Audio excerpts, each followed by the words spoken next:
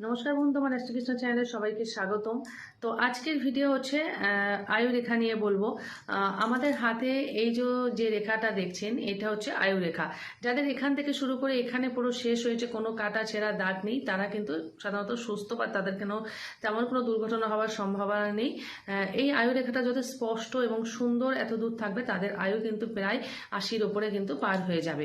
তো যাদের দেখবেন যে এই আয়ু রেখাটা এইটুকুনি আছে বা এইটুকুনি আছে বা এইটুকুনি আছে বা অনেকটা গ্যাপ দিয়ে তারপর আবার একটুখানি আছে, তাহলে সেক্ষেত্রে বুঝবেন যে সে কিন্তু খুব একটা মারাত্মক কঠিন অসুখের থেকে হয়তো ঈশ্বরের কৃপায় সে বেঁচে যেতে পারে। আর যাদের আয়ু রেখা ছোট আছে, তো তারা এক কাজ করবেন, প্রতিদিন পক্ষীকে কোনো শস্য দান করবেন। মানে ছাদের ওপরে বা আপনার উঠানের ওপরে চাল, গম এগুলো কিন্তু প্রতিদিন সকালবেলা দেবেন, যাতে দেখবেন কোনো পক্ষী এসে যেন খায় বা পাখি এসে যেন সেই খাবারটা খায়। তো এতে কিন্তু আপনার আয়ু রেখা একটু একটু করে বাড়বে।